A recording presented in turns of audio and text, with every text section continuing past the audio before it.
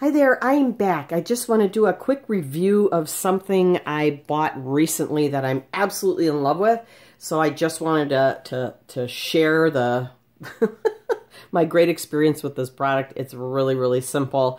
But one of my favorite brew methods for coffee, and lately I've been like obsessed with it, is the pour over style and using my Hario ceramic size, I hope you can see that, size 02 dripper cone. I love this thing. I keep it on a stand. The only downside to this is it doesn't really fit on any of my favorite mugs. I have one really tall skinny one I can put it on, but the mug is ceramic, so I can't see how full it's getting doing the pour over. So I use my wooden stand here to do that. That way I can watch what's going on. I just have my mug underneath here that you can kind of see. I'm kind of tight up against the camera here. I'm short on space.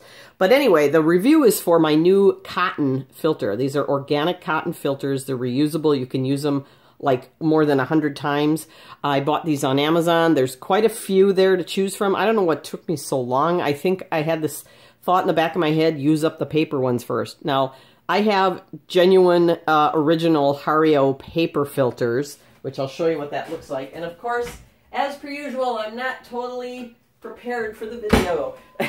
There's always something I forget to pull out. But this is what the Hario paper cones look like in the size 02. These just happen to be the white, which are probably bleached. And you just sort of open them up and take the seam and sort of flatten it. You place it in the cone, and then you moisten it with some water. Kind of run your hot water through there, let it drain out. Dump that water, and then you're good to go. It kind of makes the filter paper stick to the cone, and it rinses out any off paper flavor, although I've never had an off flavor from these. They're wonderful paper filters, but I really wanted to get away from all the waste that produces. So I've been looking into some fabric. I've looked into hemp and cotton. I decided to try these organic cotton ones first. These come 3 to a package for $9.99. I found them on Amazon. I've already pre-moistened this. It's kind of hard to tell because it's fabric rather than paper. I already have my 2 scoops of coffee down there, which is like 2 heaping tablespoons. And then I have my little divot in there. So I'm going to go ahead and do my pour over to show you. The reason I wanted to do a review of these is because I thought, okay, as long as it doesn't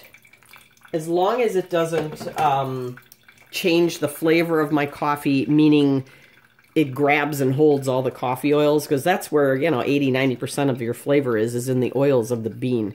And you really want to extract as much of that as you can. But as long as it doesn't do that and it doesn't pour too quickly, or I guess third would be the worst scenario, is it just creates a dam and doesn't drain at all. This actually extracts pretty much exactly like the paper ones do. So I'm really happy about that. So I'm just going to go ahead and do, that was just moistening and blooming the grounds, and now I'm going to do the full pour here. And I'm just making enough for 1 cup for myself. Don't have a pot under here or anything, as you could see. And you can hear it trickling. Like I said, I apologize, I'm limited on space here, so don't have the whole thing in the shot. But you can see the water in the pour over extracting and landing in the cup.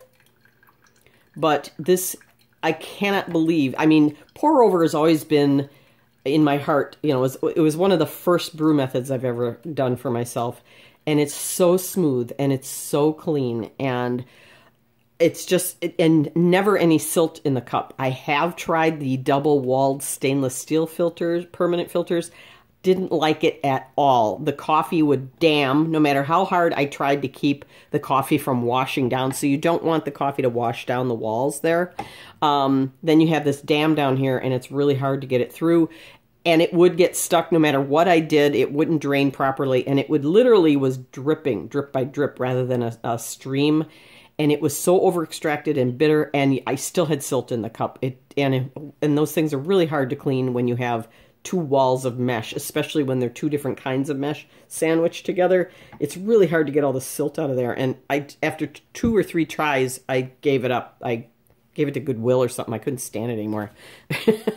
But these paper filters have the most rich, smooth, wonderful tasting coffee. So hang on, I just want to get my frothed milk here. Okay, I know the usual way to make a latte or a cappuccino is to use espresso, and I've done that for years, but I never drink coffee straight, ever, never. I always have to have some kind of milk in it, and I love my frothed soy milk, so I went ahead and frothed that off camera. Get a nice head of foam on there. And that is one delicious cup of coffee. Let me give it a sip here.